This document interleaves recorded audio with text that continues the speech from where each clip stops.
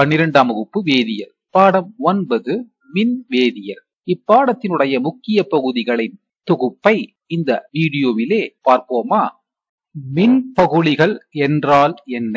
மின்பகுளி கரைசலின் கடத்துத்திறன். இதை பார்ப்பதற்கு முன்பாக மின்பகுளி என்றால் என்ன என்பதை சில சேர்மங்கள் நீரில் கரையும் போது பிரிகை அடைந்து நேர் மற்றும் எதிர் அயனிகளை தரும். இத்தகைய சேர்மங்களே மின்பகுளிகள் என்று அழைக்கப்படுகிறது. எடுத்துக்காட்டாக சோடியம் குளோரைடு. இது நீரில் கரைக்கும் பொழுது Na+ என்ற நேர் அயனியையும் Cl- என்ற எதிர் அயனியையும் தருகிறது. அதுபோல பொட்டாசியம் குளோரைடை நீரில் கரைக்கும் பொழுது K+ என்ற நேர் அயனியும் Cl- என்ற எதிர் அயனியும் உருவாகிறது. இங்கு பார்ப்பது ஒரு களம். இதில் மின்பகுளியானது எடுத்துக் கொள்ளப்படுகிறது. இந்த மின்பகுளி கரைசலுக்குள் 2 நேர் மற்றும் எதிர் மின் சுமை கொண்ட பிளாட்டினம் மின்வாய்களானது அமைத்து வைக்கப்பட்டுள்ளது. இவற்றுக்கு இடையே மின்சாரத்தை பாய்ச்சும் பொழுது கரைசலில் உள்ள நேர் மற்றும் எதிர் அயனிகளானது அதற்கு எதிரான மின்சுமை கொண்ட மின்வாய்களை நோக்கி நகருகின்றது. மின்னூட்டம் பெற்ற இந்த அயனிகளின் நகர்தலின் காரணமாக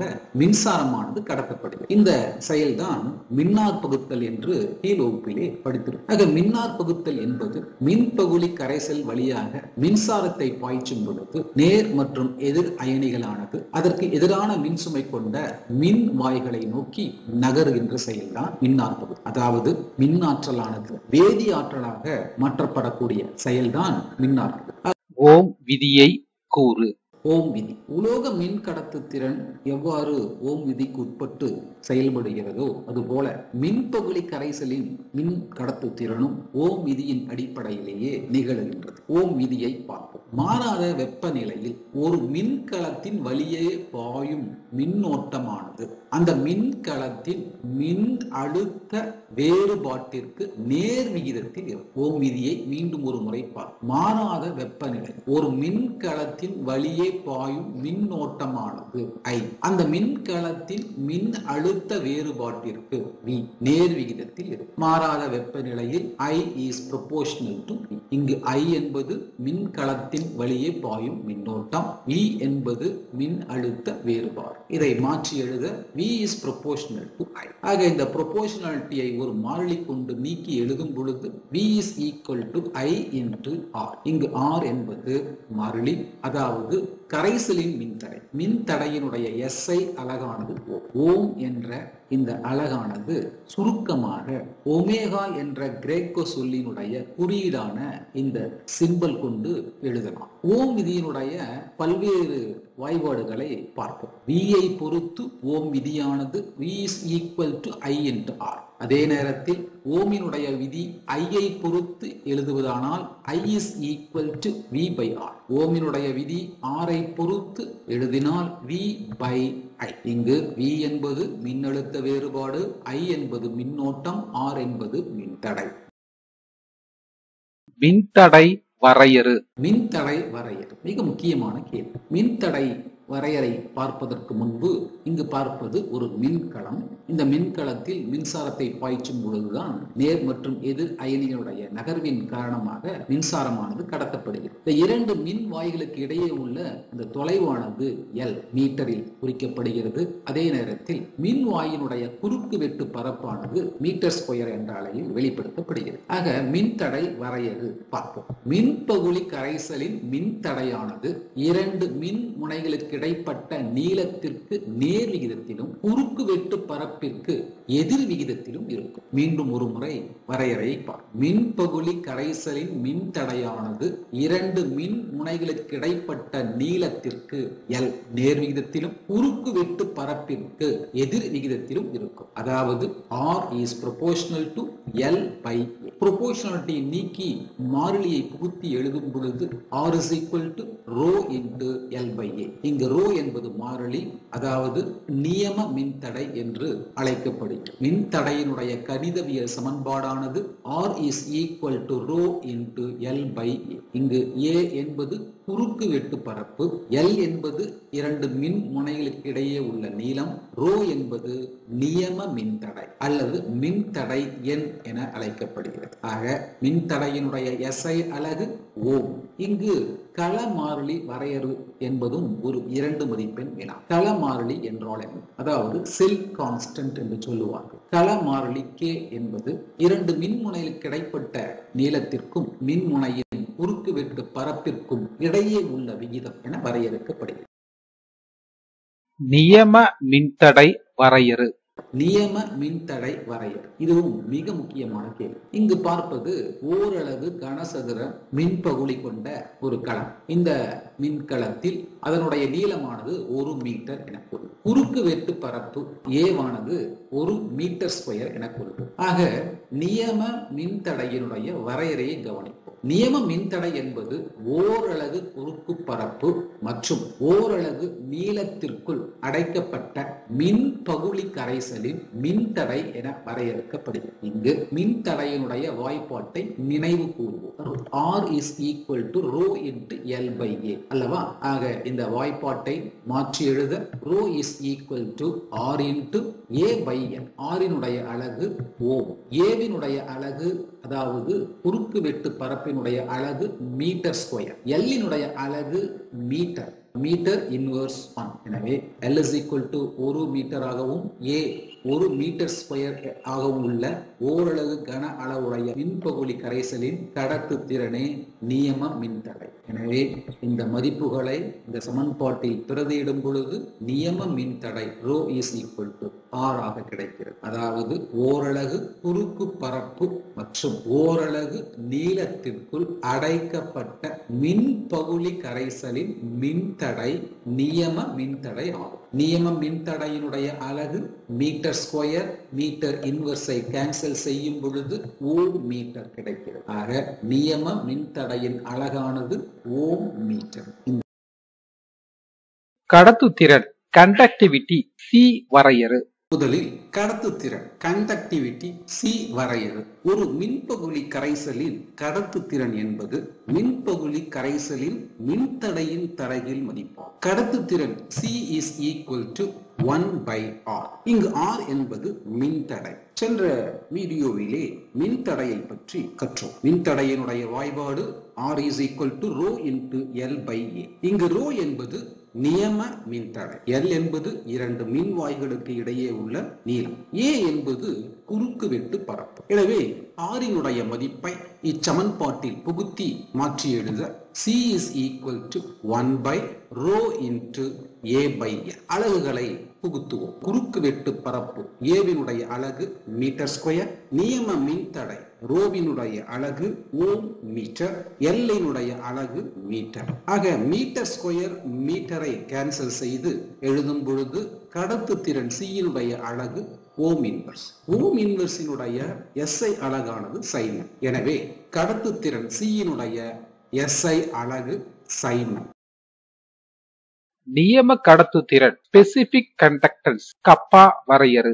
நியம கடத்துத்திறன் ஸ்பெசிபிக் கண்டக்டன்ஸ் K வரையறு. நியம மின்தடையின் தலைகீழி 1 by rho என்பது நியம கடத்துத்திறன் அல்லது மின் கடத்து எண் என அழைக்கப்படும். நியம கடத்துத்திறனானது கப்பா K என்னும் குறியீட்டால் குறிக்கப்படுகிறது. எனவே கப்பா is equal to 1 by rho. இது சமன்பாடு 1ஆக எடுத்து கடத்துத்திறனுடைய வாய்பாடு அதாவது C is equal to 1 by rho into A by L என்பதை நாம் அறிவோம் அல்லவா?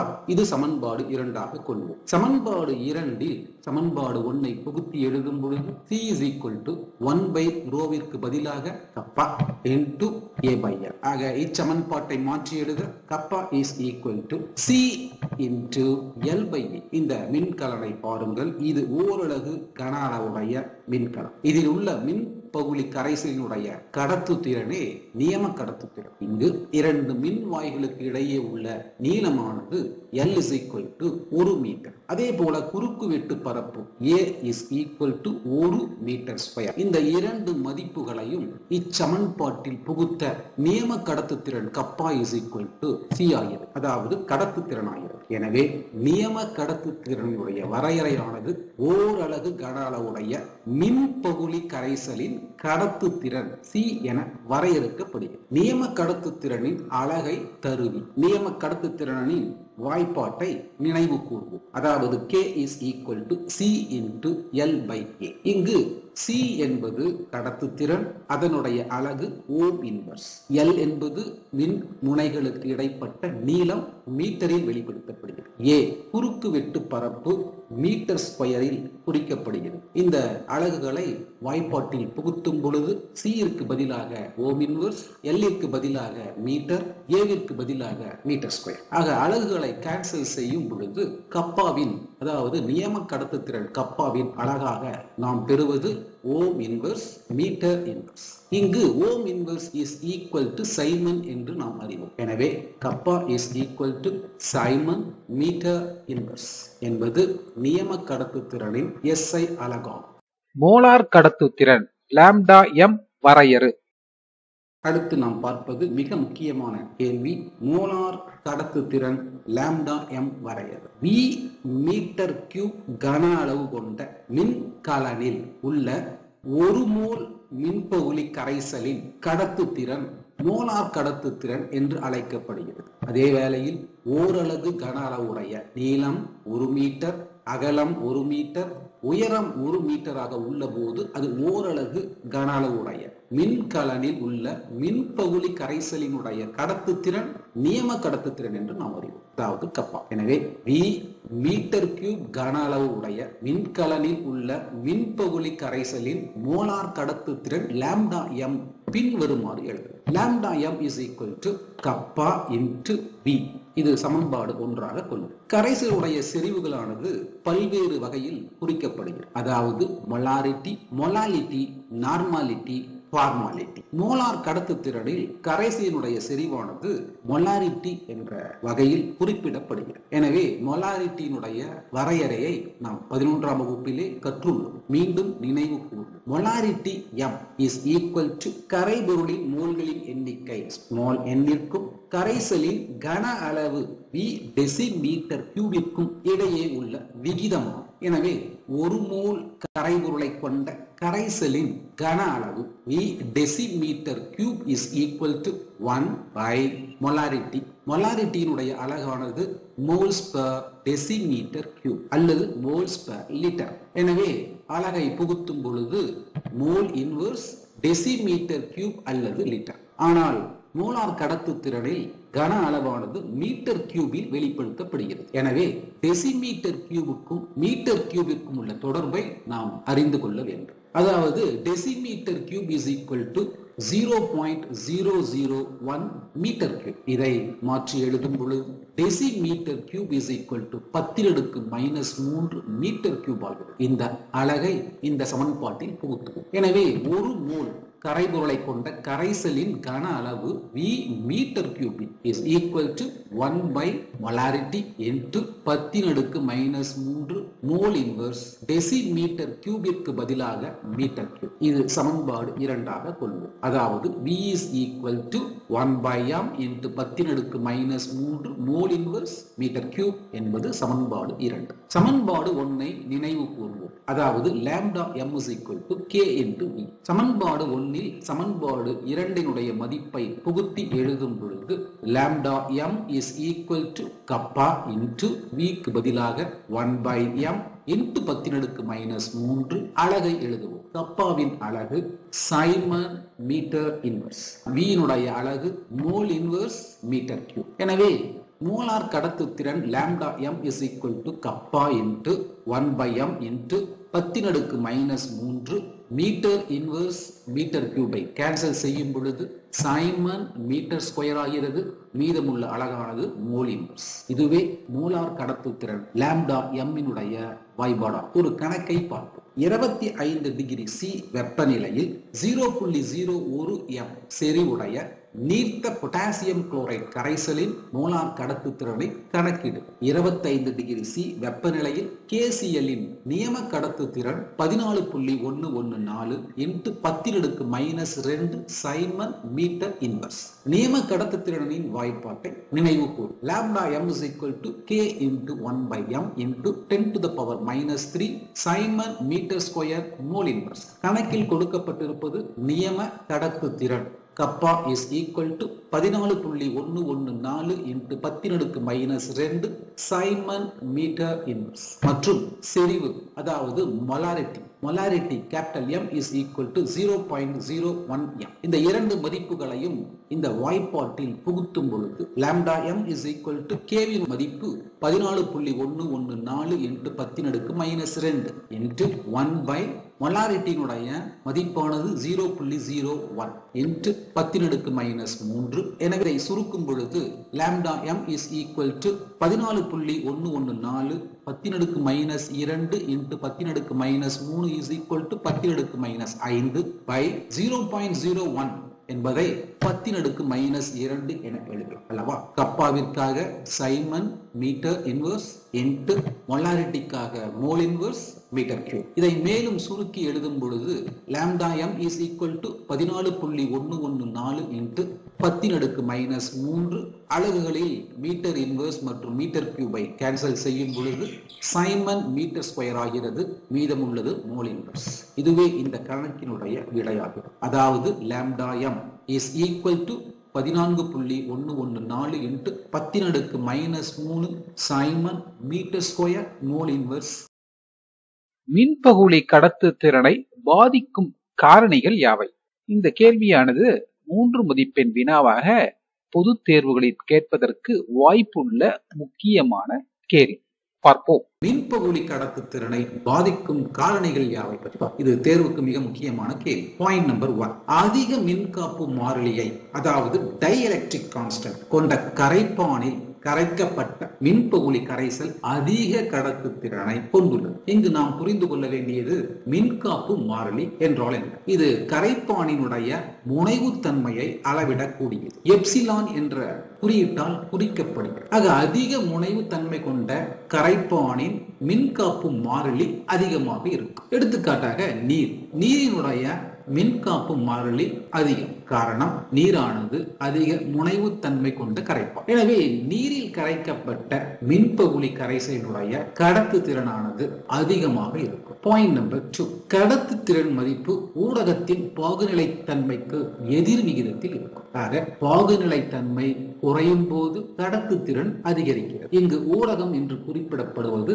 கரைப்பான். இங்கு நாம் புரிந்து கொள்ள வேண்டியது பாகுநிலை என்றால் என்ன. அதாவது ஆங்கிலத்திலே resistance of a liquid in flow, அதாவது திரவம் நகர்தலில் ஏற்படும் தடை. எடுத்துக்காட்டாக 2 திரவங்களை பார்ப்போம். ஒன்று நீர், மற்றொன்று தேன். ஒரே சமயத்தில் இவை இரண்டையும் பீக்கரிலிருந்து சாய்க்கும் பொழுது 2 திரவங்களில் நீரானது சீராக பாயக்கூடியதை நாம் பார்க்கிறோம். அதே நேரத்தில் தேனானது அவ்வளவு சீராக நகர்வதில்லை. எனவே இவை இரண்டில் நீரானது குறைந்த பாகுநிலை தன்மையை கொண்டுள்ளது. அதாவது குறைந்த பாகுநிலைத்தன்மை கொண்ட கரைப்பானில் மின்பகுளியை கரைத்து மின் கடத்து திறன் மதிப்பை பார்க்கும் பொழுது அது அதிகமாக இருக்கும். பாகுநிலைத்தன்மையை சென்டிபாய்ஸ் என்ற அலகில் அளவிடப்படுகிறது. பாயிண்ட் நம்பர் 3, 2 மின்பகுளிகளை கொண்ட மின்கலம். ஒன்று அறை வெப்பநிலையில் உள்ளது, மற்றொன்று அறை வெப்பநிலையை விட சற்று அதிகமான வெப்பநிலையில் உள்ளது என கொள்வோம். இவை இரண்டிற்கும்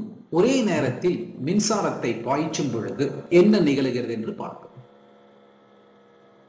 ஆக அதிக வெப்பநிலையில் உள்ள மின்பகுளி கரைசலில் உள்ள அயனிகளானது மிக விரைவாக நகர்வதை பார்த்தோம். ஏனென்றால் அதிக வெப்பநிலையில் மின்பகுளியில் உள்ள நேர் மற்றும் எதிர்மின் அயனிக்கிடையே உள்ள கவர்ச்சி விசையானது குறைகிறது. இதன் காரணமாக அவை விரைவாக மின்வாயை அடைந்து மின் கடத்து திறனை அதிகரிக்கிறது. வெப்பநிலைக்கும் மின் கடத்து திறனுக்கும் நேர் விகித தொடர்பு உள்ளதை இதன் மூலம் பார்க்கலாம்.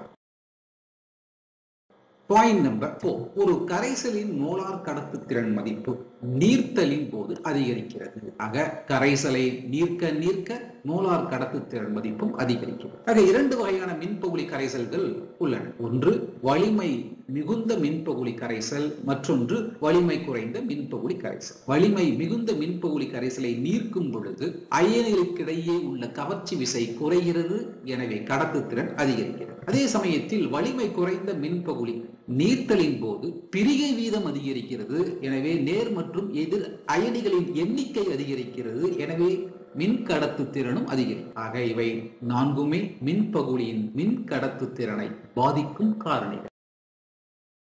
வீட்ஸ்டோன் சமணச் சுற்று மூலம் அயனி கரைசல்களின் நியம கடத்து திறன் எவ்வாறு கண்டறியப்படுகிறது? விளக்கு. இந்த கேள்வியானது பொது தேர்வுக்கு எதிர்பார்க்கப்படுகின்ற 5 மதிப்பெண் வினா. பார்ப்போம். வீட்ஸ்டோன் சமணச் சுற்று மூலம் அயனி கரைசல்களின் நியம கடத்து திறன் எவ்வாறு கண்டறியப்படுகிறது? விளக்கு. இங்கு பார்ப்பது ஒரு மின்கலம். இந்த மின்கலத்தில் மின்பகுளியானது உள்ளது. இந்த மின்பகுளியினுடைய மின்தடையை நாம் R என கொள்வோம். இந்த மின்கலமானது வெப்பநிலை சீராக்கி தொட்டியில் நீரில் அமிழ்த்தி வைக்கப்பட்டுள்ளது. மின்கலனின் நேர் மற்றும் எதிர் மின்வாயை சமணச் சுற்று A மற்றும் D சந்திப்புகளில் இணைக்கப்பட்டுள்ளது. இந்த சமணச் சுற்றில் தெரிந்த மின்தடைகள் PQ மற்றும் நிலையற்ற மின்தடை. இதனுடைய மின்தடை தெரியாது. S இன் மதிப்பை சோதனையின் மூலம் மட்டுமே கண்டறியப்படும். மின்பகுளி கரைசல் R இனுடைய மின்தடை தெரியாது. இதுவே வீட்ஸ்டோன் சமணச் சுற்றினுடைய அமைப்பு. இந்த அமைப்பில் நிலையற்ற மின்தடை S ஆனது ஒரு மின்தடை மாற்றி மூலம் இணைக்கப்பட்டுள்ளது. இந்த மின்தடையை மாற்றி அமைக்கலாம். மாற்றி அமைத்து சோதனையின் மூலம் S இனுடைய மின்தடையை கண்டறியலாம். ஆக A மற்றும் B ஆகிய சந்திப்புகளை AC மின்மாற்றி மூலம் இணைக்கப்பட்டுள்ளது. இந்த AC மின்மாற்றியின் மூலமாக ஏறத்தாழ 550 ஹெர்ட்ஸ் முதல் 5 கிலோ ஹெர்ட்ஸ் வரை மின்சாரம் சுற்றுக்கு செலுத்தப்படுகிறது. அவ்வாறு மின்சாரத்தை செலுத்தும் பொழுது என்ன நிகழ்கிறது என்பதை பார்ப்போம். வீட்ஸ்டோன் சமணச் சுற்று. இங்கு நீங்கள் கவனிக்க வேண்டியது B மற்றும் D சந்திப்பு. இந்த சந்திப்புக்கு இடையில் டிடக்டார் செவி உணர் கருவி பொருத்தப்பட்டுள்ளது. ஆக 500 ஹெர்ட்ஸ் முதல் 50 கிலோ ஹெர்ட்ஸ் வரை மின்சாரத்தை மின் மாற்றியின் மூலம் சுற்றுக்கு அனுப்பி பின்பு ரியோஸ்டாட் என்று சொல்லப்படுகின்ற மின்தடை மாற்றியை மாற்றி அமைக்கும் பொழுது எந்த நிலையில் செவி உணர் கருவியில் ஒளியானது 0 ஆகிறதோ அந்த நிலையில் ரியோஸ்டாட் நகர்தலை நிறுத்தி S இனுடைய மதிப்பை கண்டறியலாம். ரியோஸ்டாட்டை மாற்றி அமைக்கின்றோம். அவ்வாறு மாற்றி அமைக்கும் பொழுது கவனிக்க வேண்டியது செவி உணர் கருவி டிடக்டார். எப்பொழுது மின்னோட்டம் பாய்வதில்லையோ அப்பொழுது அது எழுப்புகின்ற ஒளியானது 0 அடைகிறது. இந்த நிலையில் ரியோஸ்டாட்டினுடைய மதிப்பை குறித்துக் கொள்ள வேண்டும். இதுவே S இனுடைய மின்தடை. ஆக சமநிலையில் P by Q is equal to R by S. இந்த சமன்பாட்டில் ஏற்கனவே மின்தடை தெரிந்தவை P மற்றும் Q. சோதனையின் மூலம் கண்டறியப்பட்ட மின்தடை S. மின்பகுளி கரைசலின் மின்தடை தெரியாது, அது R. ஆக சமன்பாட்டை மாற்றி எழுதும் பொழுது R is equal to P by Q into S. ஆக P, Q மற்றும் S இனுடைய மதிப்புகளை இந்த வாய்ப்பாட்டில் புகுத்தி மின்பகுளி கரைசலின் மின்தடை R ஐ கண்டறியலாம். இவ்வாறு கண்டறியப்பட்ட R இனுடைய மதிப்பை நியம கடத்து திறனுடைய சமன்பாடான kappa is equal to 1 by R into L by A என்ற வாய்ப்பாட்டில் பிரதியிட்டு மின்பகுளி கரைசலின் நியம கடத்து திறனை கண்டறியலாம். இங்கு L என்பது மின் வாய்களுக்கு இடைப்பட்ட நீளம் மீட்டரில், A என்பது குறுக்கு வெட்டு பரப்பு மீட்டர் ஸ்கொயர். ஆக வீட்ஸ்டோன் சமணச் சுற்று மூலம் அயனி கரைசல்களின் நியம கடத்து திறன் எளிதாக கண்டறியலாம். மின்பகுளி கடத்து திறன் அளவிடுதலில் DC மின்னோட்டத்திற்கு பதிலாக AC மின்னோட்டம் பயன்படுத்தப்படுகிறது ஏன்? இது புத்தக வினா, கொஸ்டின் நம்பர் 11.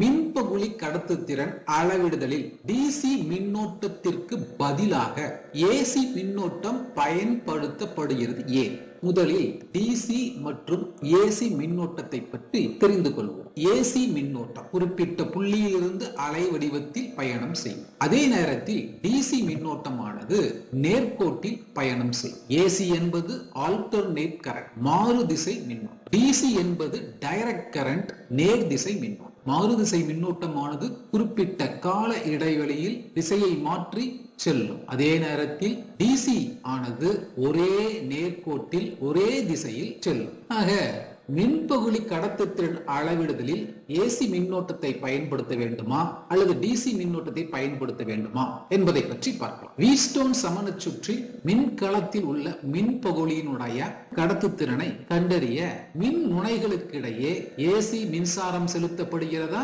அல்லது டிசி மின்சாரம் செலுத்தப்படுகிறதா என்பதை பார்க்கும் பொழுது டிசி மின்னோட்டத்தை செலுத்தும் பொழுது அது மின் பகுதிகளில் உள்ள நேர் மற்றும் எதிர் அயனிகளை வேதி மாற்றத்திற்கு உட்படுத்தி மின்னார் புகுத்தல் என்ற வேதியியல் செயல்பாட்டில் ஈடுபடும். இதன் காரணமாக மின் பகுதி கரைசல்களில் உள்ள அயனிகளின் செறிவு குறையும். ஆக டிசி மின்னோட்டத்தை பயன்படுத்தி மின்பகுளி கரைசலின் கடத்துத்திறனை கண்டறியும் பொழுது அது துல்லியமான மதிப்பை தராது. அதே நேரத்தில் ஏசி மின்னோட்டத்தை பாய்ச்சும் பொழுது மின்னார் பகுத்தல் நிகழ்ச்சியானது நடைபெறுவதில்லை.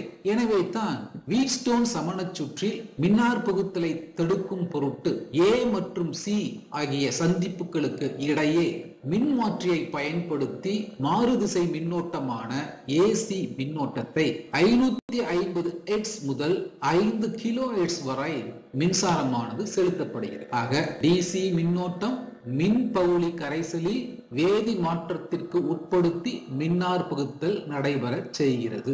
ஆனால் இத்தகைய நிகழ்வு ஏசி மின்னோட்டத்தை பயன்படுத்தும் பொழுது நடைபெறுவதில்லை. செறிவை பொறுத்து மோலார் கடத்துத்திறனில் ஏற்படும் மாற்றத்திற்கான கோல்ராஷ் சமன்பாட்டை எழுது.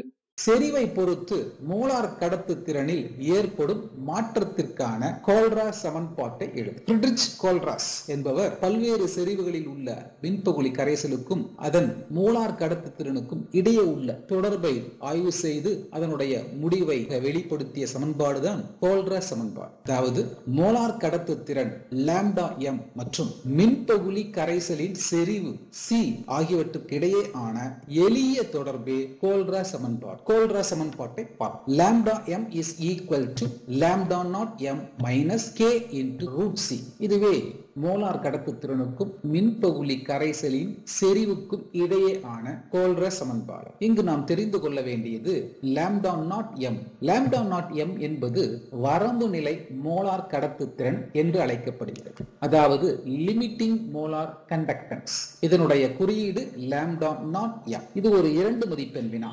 அதி நீர்க்கப்பட்ட கரைசலின் மோலார் கடத்துத்திறன் மதிப்பு வரம்பு நிலையை அடைகிறது. இது வரம்பு நிலை மோலார் கடத்துத்திறன் lambda naught m என்று அழைக்கப்படுகிறது. இந்த கோல்ராஷ் சமன்பாட்டில் மோலார் கடத்துத்திறனானது lambda m எனவும் மின்பகுளி கரைசலின் செறிவானது c அதாவது மோல்ஸ் பெர் மீட்டர் கியூபிலும் வரம்பு நிலை மோலார் கடத்துத்திறன் lambda naught m அதே நேரத்தில் k என்பது குணக மாறிலி. ஆக மோலார் கடத்துத்திறனுக்கும் கரைசலின் செறிவுக்கும் இடையே உள்ள தொடர்பிற்கான Kohlrausch சமன்பாடானது lambda m is equal to lambda naught m minus k into root c ஆகும். உயர் செறிவில் வலிமை மிகு மின்பகுளியின் மோலார் கடத்துத்திறன் குறைவது ஏன்? உயர் செறிவில் வலிமை மிகு மின்பகுளியின் மோலார் கடத்துத்திறன் குறைவது ஏன்? இந்த கேள்வியை புரிந்து கொள்வதற்கு இந்த வரைபடத்தை பார்ப்போம். வலிமை மிகுந்த மின்பகுளி கரைசலின் மோலார் கடத்துத்திறன் மதிப்புகளானது y அச்சிலும் வலிமை மிகு மின்பகுளி கரைசலின் பல்வேறு செறிவுகளின் மதிப்புகள் x அச்சிலும் குறித்து வரைபடம் வரையும் பொழுது செறிவு அதிகரிக்க அதிகரிக்க வலிமை மிகு மின்பகுளியான KCl இன் மோலார் கடத்துத்திறன் குறைகிறது. அதாவது உயர் செறிவில் வலிமை மிகு மின்பகுளியின் மோலார் கடத்துத்திறனானது குறைவது ஏன் என்பதுதானே கேள்வி. அதற்கான காரணங்களை பார்ப்போம். வலிமை மிகு மின்பகுளி உயர் செறிவில் கொடுக்கப்பட்டுள்ள கன அளவில் மின்பகுளியின் பகுதிகூறு அயனிகளின் எண்ணிக்கை அதிகமாக இருக்கும். அதாவது நேர் மற்றும் எதிர்மின் சுமையை கொண்ட அயனிகளின் எண்ணிக்கை அதிகமாக இருக்கும். ஆக நெருக்கமாக உள்ள இந்த நேர் மற்றும் எதிர் அயனிகளுக்கு இடையே கவர்ச்சி விசை காணப்படுகிறது. அந்த கவர்ச்சி விசையின் காரணமாக இவைகள் மின்வாயை அடைவதில் தடை ஏற்படுகிறது. எனவே மோலார் கடத்துத்திறன் குறைகிறது. அதாவது பாயிண்ட் நம்பர் 1, எதிர் எதிர் மின்சுமை கொண்ட அயனிகளுக்கு இடையே கவர்ச்சி விசை அதிகமாக இருக்கும். பாயிண்ட் நம்பர் 2, ஆக அதிக செறிவில் உள்ள நேர் மற்றும் எதிர் அயனிகளானது கரைப்பானேற்றத்திற்கு உட்படுகிறது. ஆக கரைப்பானேற்றத்திற்கு உட்படும் பொழுது அது பாகுநிலை பின் இழுவை காரணமாக எளிதாக அல்லது விரைவாக மின்வாயை அடைவதில்லை. ஆக இந்த இரண்டு காரணங்களால் அதிக செறிவில் அல்லது உயர் செறிவில் வலிமை மிகு மின்பகுளியின் மோலார் கடத்து திறனானது குறைகிறது. அதே வேளையில் மின்பகுளி கரைசலை நீர்க்க மோலார் கடத்து திறன் அதிகரிக்கிறது. அளவில்லா நீர்த்தலில் இது வரம்பு நிலை கடத்து திறனை அடைகிறது. ஆக வலிமை மிகு மின்பகுளி கரைசல் நீர்க்க அதனுடைய மோலார் கடத்து திறன் அதிகரிப்பதற்கான காரணம் நேர் மற்றும் எதிர் அயனிகளுக்கு இடையே உள்ள தொலைவானது அதிகரிக்கிறது. எனவே கவர்ச்சி விசை குறைகிறது. ஆக இதன் காரணமாக வலிமை மிகு மின்பகுளியின் மோலார் கடத்து திறனானது நீர்த்தலின் போது மிக அதிகமாக காணப்படுகிறது. நீர்த்தல் அதிகரிக்கும் போது வலிமை குறைந்த மின்பகுளியின் மோலார் கடத்து திறன் அதிகரிப்பது ஏன்? நீர்த்தல் அதிகரிக்கும் போது வலிமை குறைந்த மின்பகுளியின் மோலார் கடத்து திறன் அதிகரிப்பது ஏன்? இங்கு பார்ப்பது வலிமை குறைந்த மின்பகுளியின் மோலார் கடத்து திறனை y அச்சிலும் வலிமை குறைந்த மின்பகுளியின் பல்வேறு செறிவுகளை x அச்சிலும் குறித்து வரைபடம் வரையும் பொழுது செறிவு அதிகரிக்க மோலார் கடத்து திறன் குறைகிறது. இங்கு அதிக செறிவில் குறைந்த மின்பகுளியான அசிட்டிக் அமிலம் மிக குறைந்த மோலார் கடத்து திறனை பெற்றுள்ளது. மின்பகுளி கரைசலை நீர்க்க கடத்து திறன் உயர்கிறது. ஆக அதிக நீர்த்தலின் பொழுது அதனுடைய கடத்து திறன் திடீரென்று உயர்கிறது. இதற்கு காரணம் நீர்த்தலின் போது பிரிகை வீதம் அதிகரிப்பதன் காரணமாக நேர் மற்றும் எதிர் அயனிகளின் எண்ணிக்கை அதிகரிக்கிறது. எனவே தான் அதிக நீர்த்தலில் வலிமை குறைந்த மின்பகுளி கரைசலுடைய மோலார் கடத்து திறனானது திடீரென்று அதிகரிக்கிறது. ஆக வலிமை குறைந்த மின்பகுளி கரைசலின் மோலார் கடத்து திறன் நீர்த்தலின் போது அதிகரிப்பதற்கான காரணம் வலிமை குறைந்த மின்பகுளியின் பிரிகை வீதம் அதிகரிக்கிறது என்பதே ஆகும். நீர்த்தல் அதிகரிக்கும் போது கரைசலின் கடத்து திறன் குறைகிறது ஏன்? நீர்த்தல் அதிகரிக்கும் போது கரைசலின் கடத்து திறன் குறைகிறது ஏன்? இங்கு பார்ப்பது ஓரலகு கன அளவுடைய மின்பகுளி கரைசலை கொண்ட மின்கலம். இங்கு ஓரலகு கன அளவில் நேர் மற்றும் எதிர் அயனிகள் காணப்படுகின்றன. நேர் அயனிகளாக 4 அயனிகளும் எதிர் அயனிகளாக 4 அயனிகளும் எடுத்துக்காட்டுக்காக கொடுக்கப்பட்டுள்ளது. ஓரலகு கன அளவு கொண்ட மின்பகுளி கரைசலை நீர்க்கும் பொழுது கன அளவு அதிகரிக்கிறது. கன அளவு அதிகரிக்கும் பொழுது ஓரலகு கன அளவில் உள்ள அயனிகளின் எண்ணிக்கை குறைகிறது. எடுத்துக்காட்டாக 4 நேர் அயனிகளும் 4 எதிர் அயனிகளும் உள்ள நிலையில் நீர்த்தலின் பொழுது ஓரலகு கன அளவுடைய கரைசலில் அயனிகளின் எண்ணிக்கை குறைந்திருப்பதை நாம் பார்க்கிறோம். ஆக அயனிகளின் எண்ணிக்கைக்கும் கடத்து திறனுக்கும் நேர் வீத தொடர்பு உள்ளது அல்லவா? எனவே நீர்த்தலின் போது ஓரலகு கன அளவு கொண்ட மின்பகுளி கரைசலில் அயனிகளின் எண்ணிக்கை குறைவதால் கடத்து திறன் குறைகிறது. இந்த கேள்விக்கான விடையானது மின்பகுளி கரைசலை நீர்க்கும் போது ஓரலகு கன அளவுடைய மின்பகுளி கரைசலில் நேர் மற்றும் எதிர் அயனிகளின் எண்ணிக்கை குறைகிறது. எனவே கடத்து திறனும் குறைகிறது. கோல்ராஷ் விதியை கூறு. இந்த கேள்வியானது மிக முக்கியமான கேள்வி. கோல்ராஷ் விதி. இங்கு பார்ப்பது ஒரு மின்கலம். இந்த மின்கலத்திற்குள் அளவிலா நீர்த்தலில் மின்பகுளி கரைசல் உள்ளது என கொள்வோம். அது முழுமையாக பிரிகையுற்று காணப்படுகிறது. மின்சாரத்தை பாய்ச்சும் பொழுது இந்த நேர் மற்றும் எதிர் அயனிகளானது அதற்கு எதிரான மின்சுமை கொண்ட மின்வாயிலை நோக்கி செல்வதன் காரணமாக மோலார் கடத்து திறனானது கிடைக்கிறது. இதை மனதில் கொண்டு கோல்ராஷ் விதியை பார்ப்போம். எடுத்துக்காட்டாக சோடியம் குளோரைடு. இது ஒற்றை இணைதிர மின்பகுளி. வலிமையான மின்பகுளி கரைசலில் முழுமையாக பிரிகையுற்று Na+ என்ற நேர் அயனியையும் Cl- என்ற எதிர் அயனியையும் பெறுகிறது. ஆக அளவிலா நீர்த்தலில் சோடியம் குளோரைடின் வரம்பு நிலை மோலார் கடத்து திறனானது அதன் பகுதி கூறு அயனிகளான Na+ அயனியின் வரம்பு நிலை மோலார் கடத்து திறன் மற்றும் Cl- அயனியின் வரம்பு நிலை மோலார் கடத்து திறன் மதிப்புகளின் கூடுதலுக்கு சமம். இதுவும் லாம்டா, இதுவும் லாம்டா. இது அப்பர் கேஸ் லாம்டா, இது லோவர் கேஸ் லாம்டா என்பதை மனதில் கொள்ள வேண்டும். எனவே கோல்ராஷ் விதியை பார்ப்போம். அளவில்லா நீர்த்தலில் ஒரு மின்பகுளியின் வரம்பு நிலை மோலார் கடத்து திறன் மதிப்பானது அதன் பகுதி கூறு அயனிகளின் வரம்பு நிலை மோலார் கடத்து கடத்து திறன்களின் கூடுதலுக்கு சமமாக இருக்கும். இங்கு கவனிக்க வேண்டியது நேர் அயனிகள் ஒரு திசையிலும் எதிர் அயனிகள் அதற்கு எதிரான திசையிலும் ஒன்றை ஒன்று சாராமல் நகர்வதால் மோலார் கடத்து திறன் கிடைக்கிறது. அளவிலா நீர்த்தலில் ஒரு மின்பகுளியின் வரம்பு நிலை மோலார் கடத்து திறன் மதிப்பானது அதன் பகுதி கூறு அயனிகளின் வரம்பு நிலை மோலார் கடத்து திறன்களின் கூடுதலுக்கு சமம்.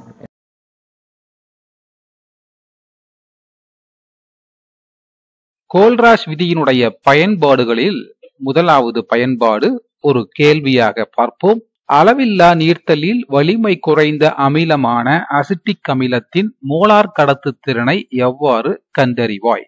அளவில்லா நீர்த்தலில் AXBY எனும் வாய்பாடு கொண்ட ஒரு மின்பகுளியின் வரம்பு நிலை மோலார் கடத்து திறன் மதிப்பை எவ்வாறு கோல்ராஷ் விதிப்படி எழுதுவது என்பதை பார்க்கலாம். இங்கு நாம் எடுத்துக்கொள்ளுகின்ற மின்பகுளியானது AXBY என்ற பொது வாய்ப்பாட்டை உடைய. இது கரைசலில் முழுமையாக பிரிகையுறுகிறது என்றால் AY+ என்ற நேர் அயனியையும் BX- என்ற எதிர் அயனியையும் தரும். இந்த சமன்பாட்டை AX உள்ளதால் AY+க்கு முன்பாக X இட வேண்டும். இங்கு BY உள்ளதால் BX- முன்பாக Y இட வேண்டும். தற்போது இது சமன் செய்யப்பட்ட சமன்பாடாக உள்ளது. இந்த சமன்பாட்டிற்கு கோல்ராஷ் விதியை பயன்படுத்தும் பொழுது அளவிலா நீர்த்தலில் AXBY வரம்பு நிலை மோலார் கடத்து திறனானது அதன் பகுதி கூறு அயனிகளான AY+ மற்றும் BX- இவைகளுடைய வரம்பு நிலை மோலார் கடத்து திறனின் மதிப்புகளின் கூடுதலுக்கு சமமாக இருக்கும். இதுவே கோல்ராஷ் விதிப்படி பொதுவான மின்பகுளிக்கான சமன்பாடாகும். கோல்ராஷ் விதியின் பயன்கள். கேள்வி எண் 1. அளவில்லா நீர்த்தலில் வலிமை குறைந்த அமிலமான அசிட்டிக் அமிலத்தின் வரம்பு நிலை மோலார் கடத்து திறனை எவ்வாறு கண்டறிவாய்? சென்ற வகுப்பிலே படித்தோம். வலிமையான மின்பகுளிக்கு கோல்ராஷ் சமன்பாட்டை பயன்படுத்தி பெறுகின்ற வரைபடத்தின் மூலமாக அளவிலா நீர்த்தலில் Y அச்சில் அந்த நேர்கோடு எங்கு வெட்டுகிறதோ அதை பொறுத்து வரம்பு நிலை மோலார் கடத்து திறனை கண்டறியலாம் அல்லவா? ஆனால் அளவிலா நீர்த்தலில் வலிமை குறைந்த அமிலத்திற்கு அவ்வாறு வரைபடத்தின் மூலம் கண்டறிய முடியாது. ஏன் முடியாது என்பதை பார்ப்போம். வலிமை குறைந்த அமிலத்தினுடைய மோலார் கடத்து திறனை Y அச்சிலும் அதன் பல்வேறு செறிவுகளை X அச்சிலும் கொண்டு வரைபடம் வரையும் பொழுது அதிக செறிவில் வலிமை குறைந்த மின்பகுளினுடைய மோலார் கடத்து திறனானது மிகவும் குறைவாக உள்ளது. நீர்க்க வலிமை குறைந்த அமிலத்தினுடைய பிரிகை வீதம் அதிகரிப்பதன் காரணமாக மோலார் கடத்து திறன் மதிப்பும் உயர்கிறது. அளவிலா நீர்த்தலில் அது உச்சபட்ச மதிப்பை அடைகிறது. ஆனால் Y அச்சிற்கு இணையாக செல்லுகிறதே ஒழிய Y அச்சில் எங்கும் வெட்டுவதில்லை. ஆக வலிமை குறைந்த மின்பகுளிக்கு அளவிலா நீர்த்தலில் வரம்பு நிலை மோலார் கடத்து திறனை நேரடியாக கண்டறிய இயலாது. எனவே கோல்ராஷ் விதியை பயன்படுத்தி எவ்வாறு கண்டறிவது என்பதை பற்றி பார்க்கலாம். அசிட்டிக் அமிலம் வலிமை குறைந்த மின்பகுளி பகுதி அளவே பிரிகையுறும். எனவே அசிட்டிக் அமிலத்தினுடைய வரம்பு நிலை மோலார் கடத்து திறன் ஆனது அதன் பகுதி கூறு அயனிகளான அசிட்டேட் அயனி மற்றும் H+ அயனியினுடைய வரம்பு நிலை மோலார் கடத்து திறனினுடைய மதிப்புகளின் கூடுதலுக்கு சமம் அல்லவா? இங்கு இந்த இரண்டு மதிப்புகளை நேரடியாக கண்டறிய இயலாது. எனவே வலிமை மிகுந்த மின்பகுளிகளான சோடியம் அசிட்டேட், ஹைட்ரோகுளோரிக் அமிலம் மற்றும் சோடியம் குளோரைடு ஆகியவற்றை கொண்டு இந்த இரண்டு மதிப்புகளையும் கண்டறியலாம். எவ்வாறு என்பதை பார்ப்போம். சோடியம் அசிட்டேட் ஆனது வலிமையான மின்பகுளி. அது நீர்த்தலின் போது முழுமையாக பிரிகையுறும். எனவே சோடியம் அசிட்டேட் மின்பகுளியின் வரம்பு நிலை மோலார் கடத்து திறன் ஆனது அதன் பகுதி கூறு அயனிகளான அசிட்டேட் அயனி மற்றும் Na+ அயனியின் வரம்பு நிலை மோலார் கடத்து திறனின் மதிப்புகளின் கூடுதலுக்கு சமம். இது சமன்பாடு 1ஆக கொள்வோம். ஹைட்ரோகுளோரிக் அமிலமும் வலிமையான மின்பகுளி. இதுவும் கரைசலில் முழுமையாக பிரிகையுறும். எனவே ஹைட்ரோகுளோரிக் அமிலத்தினுடைய வரம்பு நிலை மோலார் கடத்து திறன் மதிப்பானது அதன் பகுதி கூறு அயனிகளான H+ அயனி மற்றும் Cl- அயனிகளின் வரம்பு நிலை மோலார் கடத்து திறனின் மதிப்புகளின் கூடுதலுக்கு சமமாக இருக்கும். இது சமன்பாடு 2ஆக கொள்வோம். 3. சோடியம் குளோரைடு இதுவும் வலிமையான மின்பகுளி. எனவே முழுமையாக பிரிகையுறும். NaCl வரம்பு நிலை மோலார் மோலார் கடத்துத்திறனானது அதன் பகுதிக்கூறு அயனிகளான Na+ மற்றும் Cl- ஆகிய அயனிகளின் வரம்பு நிலை மோலார் கடத்துத்திறனின் மதிப்புகளின் கூடுதலுக்கு சமமாக இருக்கும். இது சமன்பாடு 3. 1 மற்றும் 2 கூட்டியும் சமன்பாடு 3 கழித்தோமானால் என்ன நிகழ்கிறது என்பதை பார்ப்போம். பிளஸ் லாம்டா நாட் Na+, இங்கு மைனஸ் லாம்டா நாட் Na+, இவை இரண்டையும் கேன்சல் செய்வோம். அடுத்தது பிளஸ் லாம்டா நாட் Cl- ஐயும் மைனஸ் லாம்டா நாட் Cl- ஐயும் கேன்சல் செய்வோம். ஆக மீதம் உள்ளது lambda naught CH3COO- plus lambda naught H+. இவை இரண்டையும் இணைக்கும் பொழுது அசிட்டிக் அமிலத்தினுடைய வரம்பு நிலை மோலார் கடத்துத்திறனுடைய மதிப்பு கிடைக்கிறது. ஆக கோல்ராஸ் விதியை பயன்படுத்தி வலிமை குறைந்த அமிலமான அசிட்டிக் அமிலத்தினுடைய வரம்பு நிலை மோலார் கடத்துத்திறனை கண்டறியலாம். அளவில்லா நீர்த்தலில் வலிமை குறைந்த காரமான அமோனியம் ஹைட்ராக்சைடின் மோலார் கடத்துத்திறனை எவ்வாறு கண்டறிவாய்? அளவில்லா நீர்த்தலில் வலிமை குறைந்த காரமான அமோனியம் ஹைட்ராக்சைடின் வரம்பு நிலை மோலார் கடத்துத்திறனை எவ்வாறு கண்டறிவது என்பதை பார்க்கலாம். அமோனியம் ஹைட்ராக்சைடு ஆனது வலிமை குறைந்த மின்பகுளி. இது நேரடியாக கண்டறிய இயலாது. எனவே அதனுடைய பகுதிக்கூறு அயனிகளான லாம்டா நாட் NH4+ மற்றும் லாம்டா நாட் OH- மதிப்புகளை இந்த 3 வலிமை மிகு மின்பகுளிகளை கொண்டு பெறலாம். அந்த 3 மின்பகுளிகள் ammonium chloride, sodium hydroxide, sodium chloride. இவைகள் அனைத்துமே கரைசலில் முழுமையாக பிரிகை விடுகின்ற காரணத்தினால் இவற்றினுடைய வரம்பு நிலை மோலார் கடத்துத்திறனின் மதிப்புகளை பெற முடியும். ஆக சமன்பாடு 1 மற்றும் சமன்பாடு 2 கூட்டியும் சமன்பாடு 3 கழித்தோமானால் லாம்டா நாட் NH4+ மதிப்பும் பிளஸ் லாம்டா நாட் OH- மதிப்பும் கிடைக்கும். இவை இரண்டு மதிப்புகளை கூட்டினோமானால் அளவிலா நீர்த்தலில் அமோனியம் ஹைட்ராக்சைடின் வரம்பு நிலை மோலார் கடத்துத்திறன் மதிப்பை கோல்ராஸ் விதியை பயன்படுத்தி கண்டறியலாம்.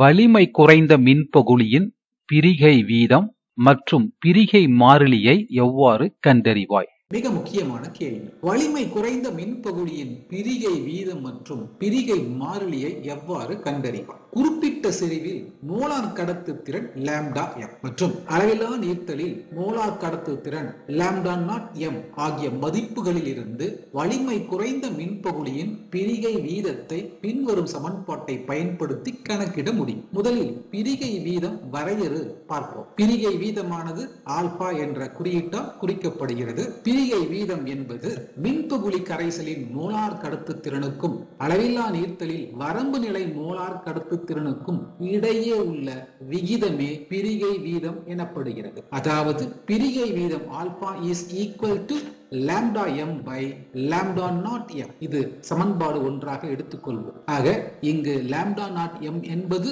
அளவிலா நீர்த்தலில் மின்பகுளி கரைசலின் வரம்பு நிலை மோலார் கடத்துத்திறன். வலிமை குறைந்த மின்பகுளியை பொறுத்தளவில் இது நேரடியாக பெற முடியாது. எனவே கோல்ராஸ் விதியை பயன்படுத்தி லாம்டா நாட் m ஐ பெறலாம். ஆஸ்வால்ட் நீர்த்தல் விதியின்படி பிரிகை மாறிலி Ka. இதை எவ்வாறு வலிமை குறைந்த மின்பகுளிக்கு பெறுவது என்பதை பார்ப்போம். ஆஸ்வால்ட் நீர்த்தல் வலிமை குறைந்த அமிலத்தின் பிரிகை மாறிலி is equal to alpha square by 1 - alpha. இது சமன்பாடு 2ஆக எடுத்துக்கொள்வோம். இங்கு Ka என்பது வலிமை குறைந்த அமிலத்தின் பிரிகை மாறிலி. ஆல்பா என்பது வலிமை குறைந்த அமிலத்தின் பிரிகை வீதம். பிரிகை வீதத்தினுடைய வாய்ப்பாட்டை நாம் அறிவோம் அல்லவா? அதை மீண்டும் ஒரு முறை நினைவு கூறுவோம். Alpha is equal to lambda m by lambda naught m. ஆக சமன்பாடு 2 சமன்பாடு 1 பிரதியிடுவோம். அதாவது Ka is equal to lambda square m by lambda naught square m into 1 - lambda m by lambda naught m. இச்சமன்பாட்டை மேலும் சுருக்க Ka is equal to lambda square m by lambda naught square m into lambda naught m minus lambda m by lambda naught m. இச்சமன்பாட்டில் lambda naught ஸ்கொயரையும் lambda naught m ஐயும் cancel செய்து எழுத Ka is equal to lambda square m by lambda naught m into lambda naught m minus lambda m. இங்கு Ka என்பது வலிமை குறைந்த அமிலத்தின் பிரிகை மாறிலி. லாம்டா m என்பது வலிமை குறைந்த அமிலத்தினுடைய மோலார் கடத்துத்திறன். லாம்டா நாட் m என்பது அளவில்லா நீர்த்தலில் அந்த வலிமை குறைந்த அமிலத்தினுடைய வரம்பு நிலை மோலார் கடத்துத்திறன். மின்வேதி கலன் என்றால் என்ன? மின்வேதி கலன் இது இரண்டு வகைப்படும்.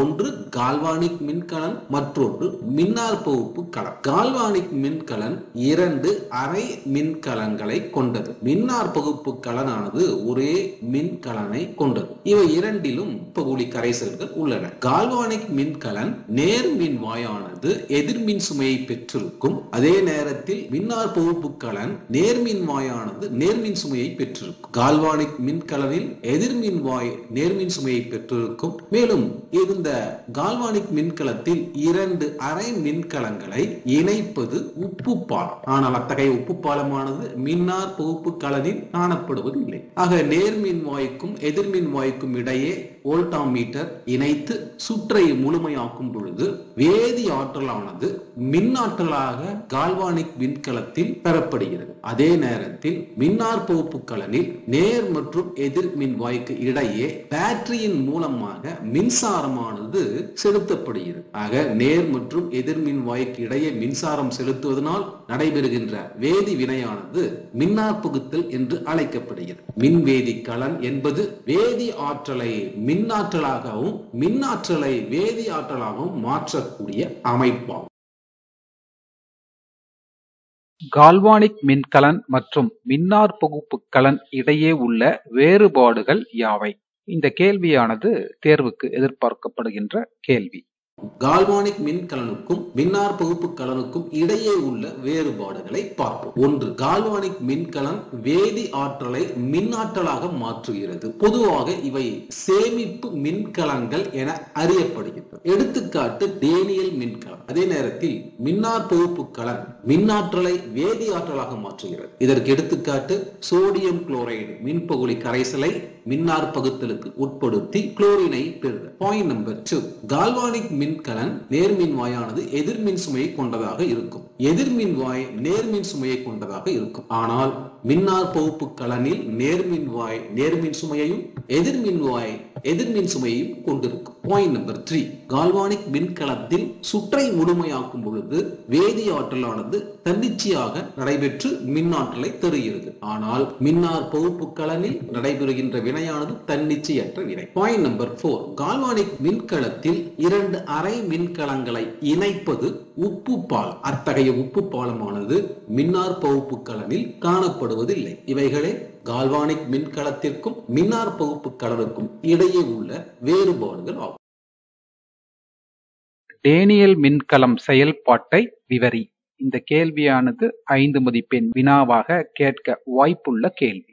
கால்வானிக் மின்கலம் அதாவது டேனியல் மின்கலம், அதை பற்றி விரிவாக புரிந்து கொள்வோம். டேனியல் மின்கலம் இரண்டு அரை மின்கலங்களை கொண்டுள்ளது. முதலாவது அரை மின்கலம் அதாவது ஆக்சினேற்ற அரை மின்கலம். இங்கே பார்ப்பது ஆக்சினேற்ற அரை மின்கலத்தில் ஜிங்க் சல்பேட் மின்பகுளியில் ஜிங்க் நேர்மின்வாயாக அமிழ்த்தி வைக்கப்பட்டுள்ளது. நேர்மின்வாய் கால்வானிக் மின்கலத்தை பொறுத்தளவில் அது எதிர்மின் சுமை கொண்டதாக இருக்கும். இங்கு ஜிங்க் சாலிட் ஆனது 2 எலக்ட்ரானை இழந்து ஜிங்க் 2+ அயனியை கரைசலுக்கும் 2 எலக்ட்ரானை சுற்றுக்கும் அனுப்புகிறது. ஆக கரைசலுக்குள் செல்லுவது ஜிங்க் 2+, சுற்றுக்கு செல்லுவது 2 எலக்ட்ரான்கள். நேர்மின் வாயில் நடைபெறுகின்ற இத்தகைய வினையானது ஆக்சினேற்ற வினை என்று அறியப்படுகிறது. ஆக்சினேற்ற வினையினுடைய வரையறை என்ன? எலக்ட்ரானை இழக்கக்கூடிய வினைதானே ஆக்சினேற்ற வினை. இங்கு ஜிங்க் சாலிடானது 2 எலக்ட்ரானை இழந்துள்ளதல்லவா? எனவே தான் நேர்மின் வாயில் நடைபெறுகின்ற இந்த வினையானது ஆக்சினேற்ற வினை என்று அழைக்கப்படுகிறது. ஆக இது ஒரு ஆக்சினேற்ற அரை மின்கலன். ஒடுக்க அரை மின்கலன். முகவையில் காப்பர் சல்பேட் மின்பகுளி கரைசலில் காப்பர் மின்வாயானது மூழ்கி வைக்கப்பட்டுள்ளது. இது எதிர்மின்வாயாக செயல்படுகிறது. டேனியல் மின்கலத்தை பொறுத்தளவில் எதிர்மின்வாயாக செயல்படக்கூடிய காப்பரினுடைய மின்சுமையானது நேர்குறியை பெற்றிருக்கும் அல்லவா? இங்கு நடைபெறுகின்ற வினையானது ஒடுக்க வினை. அதை பற்றி பார்ப்போம். கரைசலில் உள்ள காப்பர் 2+ ஆனது ஆக்சினேற்ற வினையின் மூலம் பெறப்பட்ட 2 எலக்ட்ரானை ஏற்றுக்கொண்டு காப்பராக எதிர்மின்வாயில் படுகிறது. எனவே எதிர்மின்வாயில் நடைபெறக்கூடிய இந்த வினையானது ஆக்சிஜன் ஒடுக்க வினை. ஆக்சிஜன் ஒடுக்க வினை என்றால் என்ன? எலக்ட்ரானை ஏற்றுக்கொள்ளக்கூடிய வினைதானே ஆக்சிஜன் ஒடுக்க வினை. இங்கு காப்பர் 2+ ஆனது 2 எலக்ட்ரானை ஏற்றுக்கொண்டு காப்பராக ஒடுக்கப்பட்டு மின்வாயில் படுகிறது. அரை மின்கலங்களை இணைத்தல். ஆக 2 வகையான அரை மின்கலங்களை நாம் பார்த்தோம். ஒன்று ஆக்சிஜனேற்ற அரை மின்கலம், மற்றொன்று ஆக்சிஜன் ஒடுக்க அரை மின்கலம். 2 மின்கலத்தையும் உப்பு பாலம் கொண்டு இணைக்க போகின்றோம். உப்பு பாலம் என்றால் என்ன? இந்த உப்பு பாலமானது கடலில் உள்ள பாசியான அகர் அகர் ஜெல்லுடன் வினை புரியாத மின்பகுளிகளான பொட்டாசியம் குளோரைடு அல்லது சோடியம் சல்பேட் போன்ற மின்பகுளிகளின் பசை உப்பு பாலத்தில் நிரப்பப்பட்டு உலர்த்தப்பட்டு பயன்படுத்தப்படுகிறது. இதனுடைய செயலானது 2 அரை மின்கலங்களையும் இணைத்து சுற்றை முழுமைப்படுத்துவதே ஆகும். ஆக நேர் மற்றும் எதிர்மின் வாய்க்கு இடையே வோல்ட் மீட்டர் ஆனது இணைக்கப்படுகிறது. இதுவே அரை மின்கலங்களை இணைத்தல் ஆகும். மின் சுற்று முழுமை அடைதல். ஆக்சிஜனேற்ற அரை மின்கலம், ஆக்சிஜன் ஒடுக்க அரை மின்கலம் இரண்டையும் நேர் மற்றும் எதிர் மின் முனைகளை வோல்ட் மீட்டர் மூலம் இணைக்கப்பட்டு உப்பு பாலத்தின் மூலமாக தொடர்பை ஏற்படுத்தும் பொழுது சுற்றானது முழுமை அடைகிறது. ஒரு சுற்று முழுமை அடையும் பொழுது ஆக்சிஜனேற்ற வினையின் காரணமாக நேர்மின் வாயான ஜிங்க் ஆனது 2 எலக்ட்ரான்களை வெளிச்சுற்றுக்கு அனுப்புகிறது. அந்த 2 எலக்ட்ரான்களை எதிர்மின் வாயான காப்பர் 2+ வழங்கி காப்பராக ஒடுக்குகிறது. இங்கு காப்பர் 2+ செறிவானது 2 எலக்ட்ரானை ஏற்றுக்கொண்டு காப்பராக படியும் பொழுது சல்பேட் வாயுடைய செறிவானது அதிகரிக்கிறது. ஆக இந்த சல்பேட் ஆனது உப்பு பாலத்தின் வழியாக உள்ளே நுழைந்து ஜிங்க் 2+ உடன் இணைந்து சுற்றை முழுமையாக்குகிறது. இங்கே ஜிங்க் 2+ செறிவு அதிகமாக காணப்படும். இது உப்பு பாலத்தின் வழியாக நுழைந்து சுற்றை முழுமையாக்குகின்றன.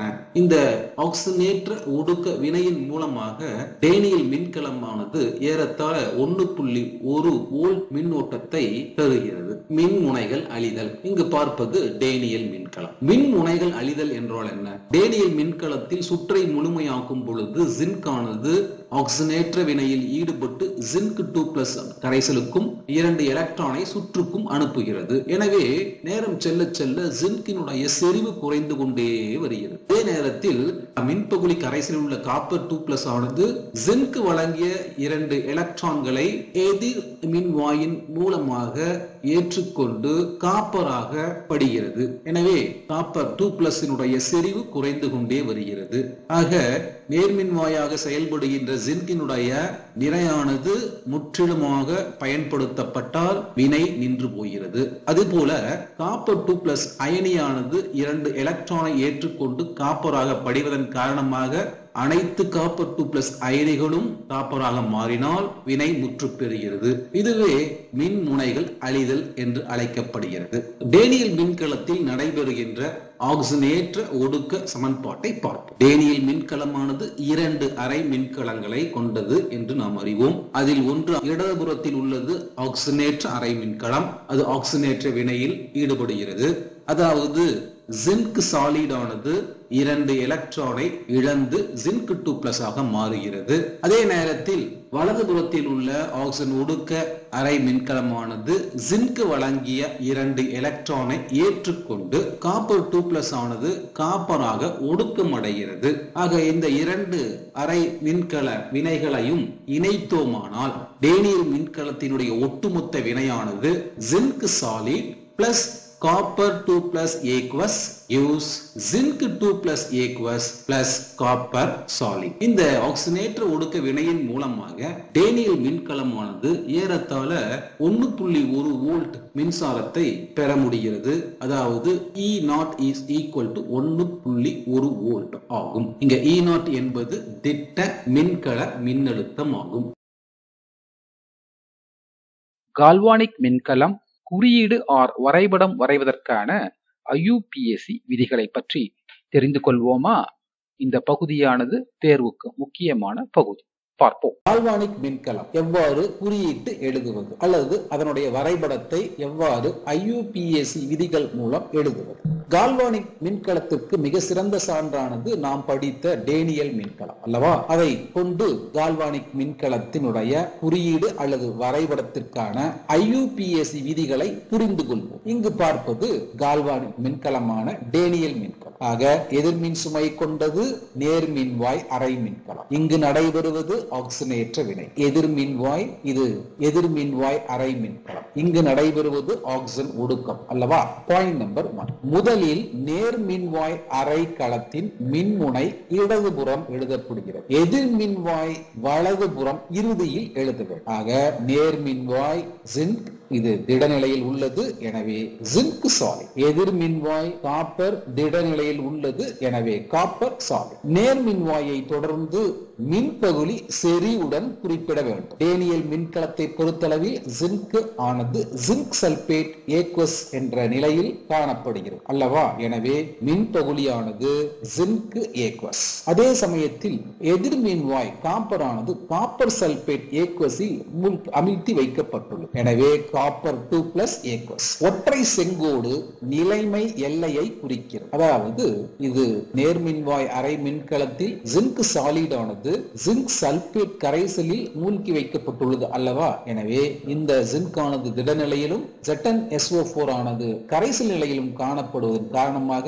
இரண்டிற்கும் நடுவில் ஒரு ஒற்றை செங்கோடு குறிக்கப்படுகிறது. அதுபோல எதிர்மின்வாயில் காப்பர் சாலிட் ஆனது காப்பர் சல்பேட் கரைசலில் காணப்படுவதால் நிலைமை எல்லையை குறிக்க ஒற்றை செங்கோடானது எழுதப்படுகிறது. ஆக ஆக்சிஜன் ஏற்ற அரை மின்கலத்திற்கான குறியீடு, ஆக்சிஜன் ஒடுக்க அரை மின்கலத்திற்கான குறியீடு எழுதப்பட்டு விட்டது. இந்த இரண்டு அரை மின்கலத்தையும் இணைப்பது உப்பு பாலம் அல்லவா? உப்பு பாலத்தை குறியீட்டில் குறித்து காட்ட இரட்டை செங்கோடு எழுதப்படுகிறது. ஆக ஆக்சிஜனேற்ற அரை மின்கலம் மற்றும் ஆக்சிஜன் ஒடுக்க அரை மின்கலம் இவை இரண்டையும் இணைப்பது உப்பு பாலம். இந்த டேனியல் மின்கலத்தை பொறுத்தளவில் வேதி ஆற்றலானது மின்னாற்றலாக மாற்றப்படுகிறது அல்லவா? அந்த வேதி மாற்றத்தின் மூலம் டேனியல் மின்கலத்தின் பெறப்படுகின்ற மின்னழுத்தம் 1.10 வோல்ட். எனவே அது குறியீட்டின் வலதுபுறம் எழுதப்படுகிறது. E0 is equal to +1.10 volt. ஆக இதுவே டேனியல் மின்கலத்தினுடைய குறியீடு அல்லது வரைபடம் ஆகும். ஜிங்க் சாலிட் ஒற்றை செங்கோடு Zn2+ ஏக்வஸ், இரட்டை செங்கோடு காப்பர் 2+ ஏக்வஸ், ஒற்றை செங்கோடு காப்பர் சாலிட். திட்ட மின் அழுத்தம் ஆனது E0 is equal to 1.10 volt. Chromium solid plus 3Cu2+ aqueous gives 2Cr3+ aqueous plus 3 copper solid. E0 is equal to +1.08 volt என்ற கால்வானிக் மின்கலத்தில் நிகழும் நிகர வினைக்கான மின்கல குறியீட்டை எழுது. பார்ப்போம். ஒரு எடுத்துக்காட்டு கேள்வியாக 2 chromium solid plus 3 copper 2+ aqueous gives 2 chromium 3+ aqueous plus 3 copper solid என்ற கால்வானிக் மின்கலத்தில் நிகழும் நிகர வினைக்கான மின்கல குறியீட்டை எழுதுக. இந்த வினையின் மூலமாக பெறப்படுகிற மின்னழுத்தம் ஆனது E0 is equal to +1.08 volt. முதலில் இந்த வினையில் எது ஆக்சிஜனேற்ற அரை மின்கல வினை, எது ஆக்சிஜன் ஒடுக்க அரை மின்கல வினை என்பதை பார்ப்போம். குரோமியம் சாலிட் ஆனது 3 எலக்ட்ரானை இழந்து குரோமியம் 3+ ஆக மாறியுள்ளது. ஆக எலக்ட்ரானை இழக்கக்கூடிய நிகழ்ச்சியானது ஆக்சிஜன் ஏற்றம். எனவே குரோமியம் சாலிட் மின்வாய், அது உள்ள கரைசலானது குரோமியம் 3+ ஏக்வஸ். இது நேர் மின்வாய் அரை மின்கலம். அதே வேளையில் காப்பர் 2+ ஆனது குரோமியம் அடங்கிய எலக்ட்ரானை ஏற்றுக்கொண்டு காப்பராக ஒடுங்குகிறது. எனவே இந்த வினையானது ஆக்ச ஒடுக்க அரை மின்கல வினை. எனவே இது எதிர்மின்வாய் அரை மின்கல வினை. அதாவது காப்பர் சாலிட் ஆனது எதிர்மின்வாயாகவும் அது உள்ள கரைசலானது காப்பர் 2+ aqueous ஆகும். எனவே மேற்கண்ட கால்வானிக் மின்கலத்தின் நிகர வினைக்கான மின்கல குறியீட்டை எழுதுவோம். நேர் மின்வாய் குரோமியம் சாலிட், அது உள்ள மின்பகுளி குரோமியம் 3+ aqueous. நிலைமை எல்லை குரோமியம் சாலிட், செங்கோடு குரோமியம் 3+ aqueous. உப்பு பாலத்தை குறிக்கின்ற இரட்டை செங்கோடு, அதை தொடர்ந்து எதிர்மின்வாய் காப்பர் சாலிட் காப்பர் 2+ aqueous கரைசலில் மூழ்கி வைக்கப்பட்டுள்ளது. நிலைமை எல்லைக்காக ஒற்றை செங்கோடு. ஆக Cr சாலிட் ஒற்றை செங்கோடு Cr3+ aqueous என்பது ஆக்சிஜனேற்ற அரை மின்கலத்தினுடைய குறியீடு. காப்பர் சாலிடு ஒற்றை செங்கோடு காப்பர் 2+ aqueous என்பது எதிர்மின்வாய் அரை மின்கலத்தினுடைய குறியீடு. இந்த ஆக்சிஜனேற்ற ஒடுக்க வினையின் மூலமாக பெறப்பட்ட மின்னழுத்தமானது E0 is equal to +1.08 volt. இந்த வீடியோ உங்களுக்கு பிடித்திருந்தால் லைக் பண்ணுங்க, ஷேர் பண்ணுங்க, மறக்காம ஸ்ரீதர்ஸ் ஈஸி கெமிஸ்ட்ரி சேனலை சப்ஸ்கிரைப் பண்ணுங்க. தேங்க்யூ.